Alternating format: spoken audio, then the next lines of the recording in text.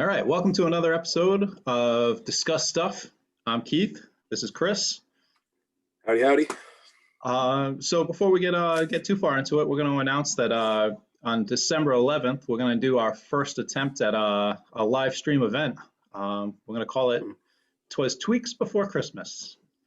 Give it a little holiday flair before the big holiday. As of right now, our lineup consists of Jenn from Stubborn Hearts out of Rhode Island. We've also got Stolen Wheelchairs that are going to give us a little music. The Skluttz are going to give us some music. Awesome. And the Agonizers, which is like an up-and-coming ska punk band from the Connecticut, Massachusetts area. So it's a little skewed towards my side of the world, but we're working on our reach. That's the beauty of the internet, man. People can watch it anywhere. Exactly. And then I was originally thinking of doing it a little earlier in the night so everybody could watch it and then go off and do their thing. But apparently Less Than Jake is doing their live stream at 6 o'clock. So we're going to make ours at like 9 o'clock. So it's going to be like a post party, post Less Than Jake party. Like, that's the weird thing. Like, their promo is like all like leaning into like late night with Less Than Jake. Like you look at it, it looks like an ad for either, the David Letterman show or SNL, like from way back when, and they're starting at like 7. Yeah, right. Which is it's like middle of the afternoon if you're in California. Like, I don't know about late night. Yeah, I mean, it's weird, just because I guess the bedtime's a little earlier in Florida. I don't know, but I'm not knocking that. I'm okay with going to bed early. Yeah, I think they do have a couple of opening bands as well. So I mean, it should be like a real full event. Like it'll be like an actual show. So I'm sure it'll be a couple of hours, and I'm sure Less Than Jake's got a multiple hour set, or at least more than an hour planned. So I'm sure people will get their money's worth for it. So yeah, that'd be cool. And then you can tune into us afterwards.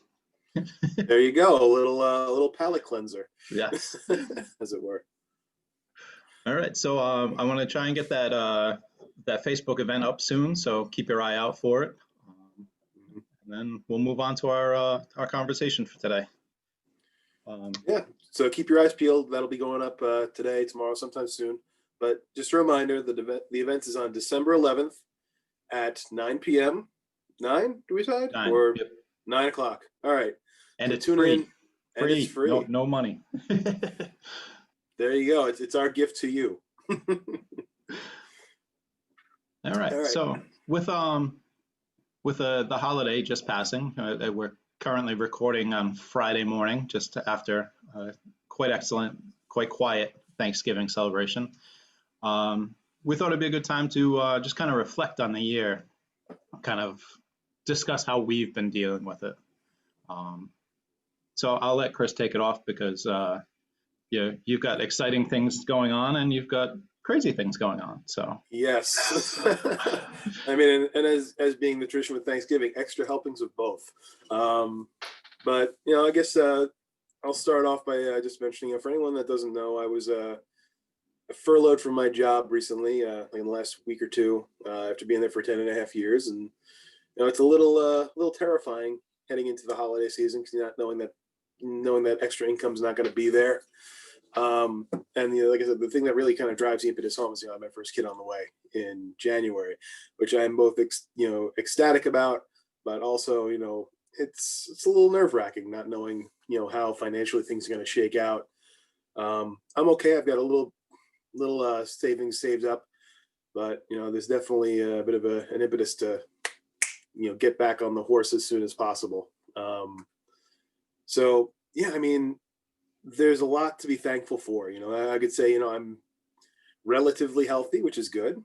Because I was furloughed, I get to keep my health insurance for the next few months, which is very good when I have a kid on the way. And just it sort of seems like I keep finding ways to cope, which I guess is sort of the theme behind this episode, with every curveball that 2020 throws at us. So I'd say we broke it down to 3 to 5 things. I think I have 3 main points. First is for me is just accepting that there are certain things outside of your control. Like, nobody could have seen a pandemic coming that would take basically live music off the map for at least a year. Excuse me. But more realistically, probably, like I've heard next summer, people, like, there's some companies that aren't going to send their office workers back to the office until like June, July.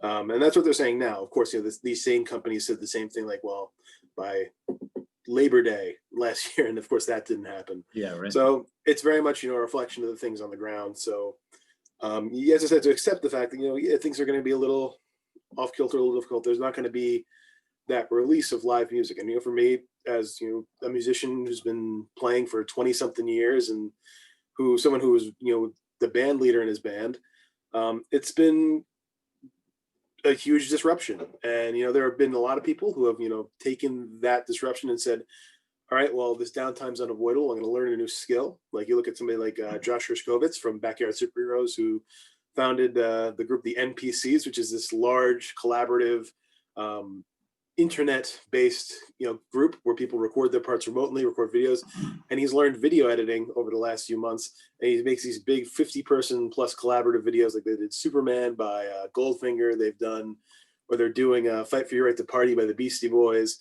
There's a lot of stuff coming out of that group, and now people like splintering off and doing their own things within that group, which is kind of cool.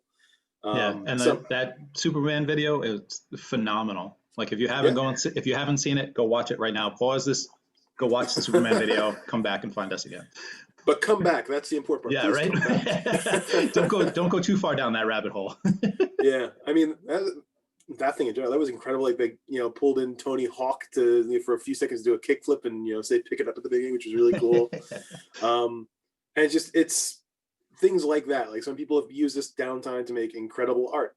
For me personally, I first adapting to the fact that my job went remote was, its own set of challenges. It took doing, every aspect that we normally do in the office and basically put onto this tiny little screen. So it was, the challenge to adjust to that. And what's called is just the sad thing is, because you're reducing the ability to do the work, it just meant longer hours trying to get the same amount of material done. And even as those jobs dwindle, which is, I guess, the reason for my furlough, because we were involved in commercial real estate renovation, so no new offices, people in offices, no new offices, just work dries up, unfortunately. Yeah. But it's just one of those things where you just kind of have to accept the fact that these are the way things are going, and you gotta try and rechannel that energy in some other positive direction. For me, as just getting furloughed, a week or so ago, it did mean that I really couldn't let up until a week or so ago. And even now, it's kind of like, I feel like I haven't had a break in a year, just because, COVID hit in early March, and the last gig I played was with Pilfers in early March, Pilfers. Yeah, right. Yeah, that's awesome. It just worked out that way. I promise. But it's just one of those things where, you kind of had to learn to adapt and accept things that you can't change. And for a lot of things, especially bands with horns, that means no getting together. And, for me, music has been kind of a release valve. Like, if I was going through anything, if I was stressed out, I could just, sit and, toot on my horn and scream out my my aggressions with my friends for a good, 2 hours a week. And just without that, it just kind of feels like I haven't seen my friends in a year, which is, in many cases, very true, because it's just not feasible. Yeah. And like, as nice as like it is that you can have these Zoom conversations with your friends, like it's not even remotely the same. Like, it's nice to be face to face and talking to people, but like, I don't know, man, it just doesn't feel right. Like, it's been a while since I've seen my friends too, and like, it's so much better to hang out with them, and like, I'm sure in your case, like, to blast some music and like get out some frustrations together. Yeah, I mean, that's like, I think, like, I have a lot of friends that I have through music, so just not having that, that outlet there it's been really rough. It took a lot of adjustment just to say, all right, well, we got to be safe. We can't realistically do what things do. And there are bands that find their way around that. Some bands are doing like the virtual thing with people segmented off into certain rooms. If you've got that kind of space and money and those facilities, it's awesome. And so people have taken that time to write new material. And which sort of phases into my next thing, change what you can, do what you can. So, I mean, there's a line in a song, that one of my old bands wrote, this band Caricatura, that is song was called, so many things we can control, so many things we can change, but don't. And, it's sort of recognizing that, yeah, everything kind of sucks because of coronavirus, but there are things you can do. You can be productive in this time if you choose to write material. And it's not easy. I haven't written anything substantial in the last year, mostly because I'm a collaborative writer. Like when I write music, it helps me able to bounce ideas off people like in real time. Yep. So I'm sure that's my ADHD. Like I just keep focusing, and if the idea goes too long, it's gone. But yeah, it's just finding things to change things, like in adapting. Like for example, most people, some people have not been able to do their own things. It was also a good form of exercise playing music, because playing trombone, you burn a lot of calories doing that. And I had to sort of pick up the idea that I had to try and get up every morning and walk a little bit more, during lunch, try and get outside and still do things. So you need to be able to adapt, just to sort of still get what you need out of life, and still maintain some sort of semblance of not just what's called physical health, but also mental health too. Because I mean, that's even huge, especially as the walls start to cave in. Like, you're sitting in the same house for 8 months. Doesn't matter how big the house is, the walls are going to start to shrink. Yeah. So, I mean, it's just, you have to sort of figure out, all right, what can I change? What can I do still to be productive? And then it's just going to be different for everybody. Like, there's not going to be any one person who has, what's called, whose pattern is going to be completely copyable by someone else. Like, I look at bands like 2:30 still recording music videos, and I think that's awesome. As I mentioned before, the NPC project, I think that's awesome. That's still something like I think is something Josh picked up out of boredom. It's like, I'm going to learn video editing. And now he's going to, if he wanted to, I mean, that's the thing. I think there's going to be a whole generation of people like that have new sets of skills that come out of this pandemic. Are going to be making, music videos going forward. They're going to be designing websites. They're going to be doing, all sorts of stuff that they did because they were forced to, basically sit down and rethink what they were doing. Yeah. Which is really cool. And I guess the last thing I'd say, that how I've been coping is, I've been trying to find projects and ways to keep, connected to, my, not say previous life, but to my musical life. Like I run that playlist, the best ska bands you've never heard of, every week. And, you wouldn't sound like much, picking out 5 new bands a week, but when you've been doing it for a whole year, and we are like this week is like a whole year of doing this. That's awesome. It's like 250 something ska bands if you find within a year. So or 260, excuse me. So it gets challenging. Like, who knows 260 ska bands? I can tell you at the beginning of this, I didn't know 260 more ska bands beyond like, I started the list with 150, and now we're up to 410, or we will be today when I post my update. That's awesome. Yeah, and it's like that. Doing that has sort of kept me connected and kept me plugged in, because one of the other things I do, I run a Facebook group called, Touring Ska Bands, which is a resource for ska bands looking to book their own tours, which, there's not too much of that going on right now. Yeah, right. So, you find ways to keep busy and connect yourself back to what you were doing and keep yourself actively engaged. So there was another one, doing this podcast, even, getting to talk music and life with my buddy Keith here. Right. Has been a way to sort of keep sane and, not be completely isolated, because in addition, just to life stuff, getting ready for this baby has been absolutely, all consuming. Yeah. And I remember I've got 2 boys of my own, and the last couple of months just before the baby shows up, like, there is everything to do. Like, oh yeah, I've still got to finish building out my nursery. Like, we've got to send all the thank you cards for all our very generous relatives and friends that sent gifts. And it just seems like, even if I wasn't, unemployed at the moment, or furloughed technically, I could literally just, if I was, if I didn't have anything else to worry about, I could spend the next 2 months before the baby got here doing baby stuff every day. Oh yeah, and not very easily, like probably. Yeah, and I feel like I did nothing. Like, all the painting is done, which is good. The crib is constructed, which is good. But now I got to put together all the other furniture. I got to sort the stuff. We got to come up with a storage system for a third person in our lives. I'm still selling off stuff that have needed to make room, which is crazy. I got sold off a couple musical instruments. I've sold off comic books, DVDs, I'll be posting more stuff today. And it just, every little bit of that, money I can get from that helps, to shore up for what are the inevitable bills piling up, I'm sure. Yeah. And it also makes room for, this new part of my life, which I'm really excited for, and I really can't wait for. But at the same time, it's like, could you wait another month? It'd be a lot easier. Of course, that's not how babies work. Yeah, right.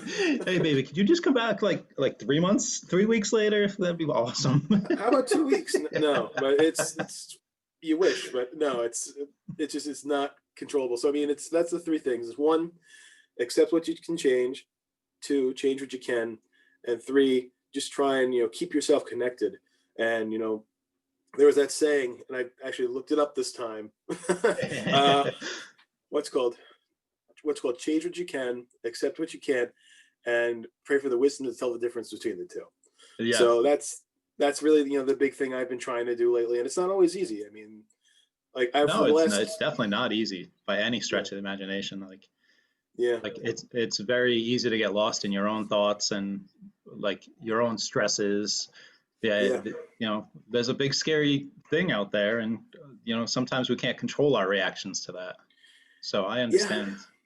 And it stinks, because like one of my bigger projects I've been working on for the last 3 or 4 years is I wanted to set up a tour for the Pandemics in Japan. And I mean, even though they have live music now in Japan, it's starting to come back with like quarter capacity. I mean, their COVID response was I'm sure I've said this in the show, it's way better than it was here.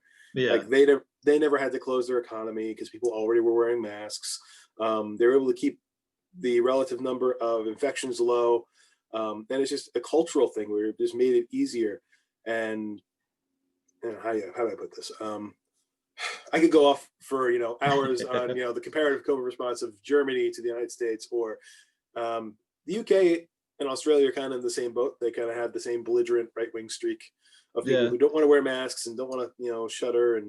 But you look at a country like France or Germany, where they're paying something like 80% of people's wages. Like, they don't have all these businesses going out of business. They don't have, because everyone knows that they're going to be there when when everything gets better. And I mean, there's a whole school of thought between the justification of taxes, which gets involved in politics, which is probably not what we want to talk about right now. But if you don't have a government that will take care of you in something like this, then what the fuck are they there for? Exactly. But yeah, so I mean, that's it really. Just like I said, accept things. Let's try and make changes where you can, and just try and find little ways to keep maintain some sort of sense of normalcy. That's where I'm at right now. Yeah, and I pretty much follow all the advice you were saying. Like, I try generally to only focus on the things that I can control. Like and coffee. Oh yes, I've been way overboard on my Dragon Ball Z coffee. Nice. I've got a Dragon Ball mug at home somewhere too. That's awesome. One of them, it's still packed up in my boxes of stuff from work. Like, I have some like mugs and glassware that I picked up over the years, just lining my window at work. But eventually, at some point after the baby's born, we have time to go through all that crap. I'm sure that'll make an appearance.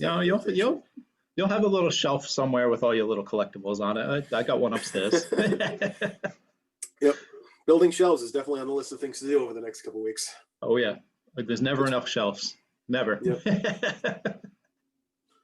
Yeah, absolutely not. But yeah, sorry, I didn't mean to cut you off. Go ahead. No, that's all right. I was just gonna say, like, the thing that I've been using most to get through some of my stresses is like going back and finding old albums that like helped me in the past. So like, I went back and I started re-listening to Rancid's Out Come the Wolves. That was like the first punk rock album I got into. Surprisingly, like, I loved some of the early Boss Stone stuff, and I still do, but it didn't resonate quite as much as like Rancid did. I've been hitting the Bouncing Souls, Anchors Away, and then I'm not usually a big country guy, but for some reason there's a live album from Blackberry Smoke that is just fantastic. I'll have to check that out. Yeah, I'll send you the link, and I'll put it down here. It's country, but it's a little bit of that like nihilistic outlaw country, and it's a little bit poppy, and they have like this keys. The guy on the keys is phenomenal. So it's a great, just like, chill, unwind, like listen to it like while you're sitting outside with a cup of coffee. Mhm.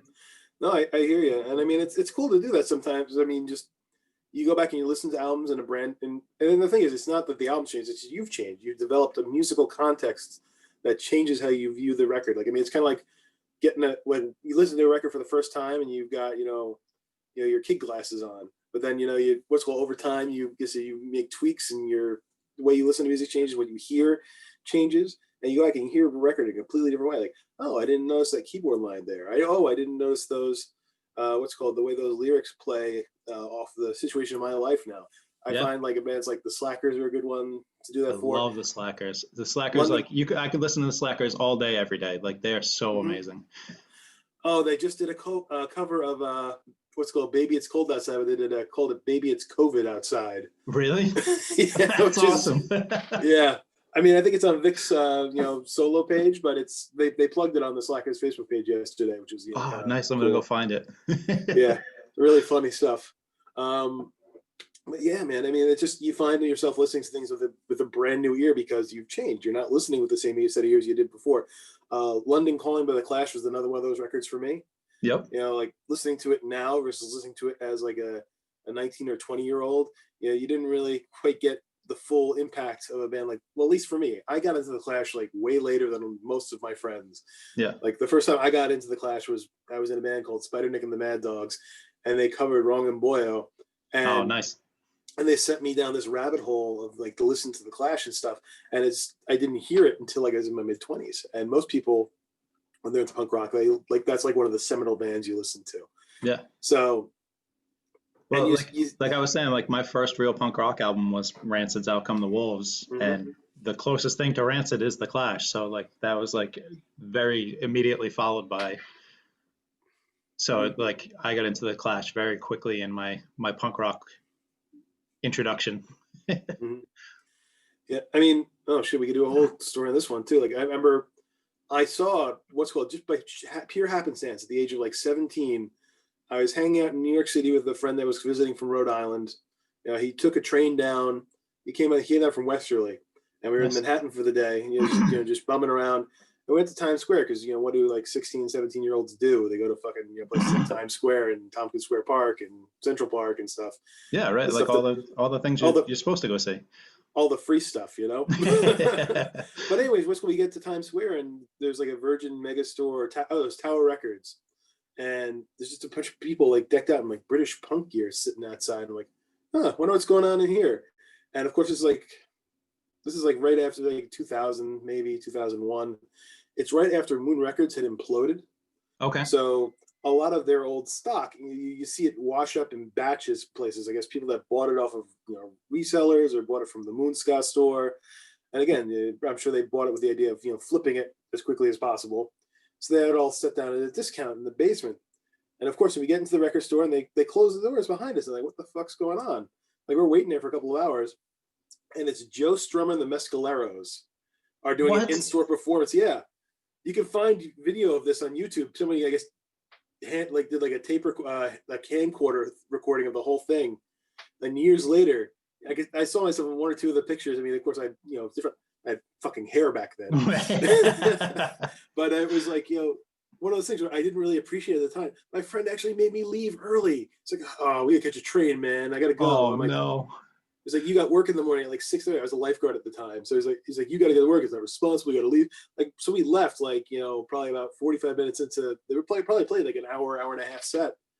But I got to see Joe Strummer perform. Of course, me at the 17-year-old at the time, I was like, the fuck is Joe Strummer? I care. And of course, come to realize, oh fuck, this is a guy that later would go on to like define my musical life for God knows how many years thereafter. But it was just like, looking back at it, I could kick myself for being so dumb and not knowing who that was. And but I mean, the other side is go back and I appreciate it. It's like, wow, that was really cool that I got to see that. Because I'm sure a lot of people didn't. Because I mean, the Clash didn't. I guess they toured the U.S. a couple times in their heyday, but Joe Strummer kind of disappeared for a little while. He didn't really tour too much on his own, I don't think. I mean, and of course he died in like 2003, 2004, whatever it was, after a drug overdose. So it kind of killed any chance of a Clash reunion tour. Although, I mean, I think Mick Jones went on to do a few other things. There was some sort of band with a couple of members of another band that I remember hearing about. Even the bass player there, Paul, he played with Paul Simonon, yeah. They did what was it, The Good, the Bad, the Queen, something like that. With the guy from the Gorillaz. Okay. It was like, it sounds like an 80s or like English alternatives kind of new wavy kind of thing, but man, it was fantastic. Yeah. So like they've all had like little projects here and there. So it's. Yeah, I mean, like I said, seriously, go to YouTube after we're done with this and look up Joe Strummer. I want to say it was either Tower Records or Virgin Megastore or one of those two, but somewhere it was just look that up, and it's from like 1999, 2000, maybe 2001. I forget. I mean, this is back when I was still either in high school or just recently in college. It was either 2000 or 2001. Nice. I'll definitely go check it out. You can find. I don't think they had the whole setup, but they've definitely got, a few people were, recording video of it, and it's all been posted to YouTube in the last, decade or so. But yeah, man, I feel like I completely derailed the conversation again. Sorry. No, that is a fantastic little story. Like it fits with that, finding something that like, you remember fondly and viewing it through different glasses, like you remember the day hanging out with your friend, but like in hindsight, you're like, holy crap, like I got to see like basically a punk rock legend, like by accident. Like, yeah, I mean, I think at the time I was more excited about the fact that I picked up like, like a good quarter of the releases from Moonscott for like $50. And that was a huge thing at the time, because of course, I didn't know shit about shit. Like, that was, I think that's the easy thing to remember too. Like, nobody really does the age of 17, 18 years old, 20 years old. And it's only in looking back do you realize, yeah, those were some really cool things, and I wish I had appreciated them more at the time. And it's, yeah. But, and it's situations like this where we're all dealing with like weird stresses that like are basically unprecedented in our times. So to find like a happy memory like that, like embrace it, hold on to it, laugh at it, like relive it a little bit, Yeah, exactly. So yeah. I wouldn't say it derailed the conversation. I thought it was a fun little story, The conversation. Exactly. It just proved our point. There we go.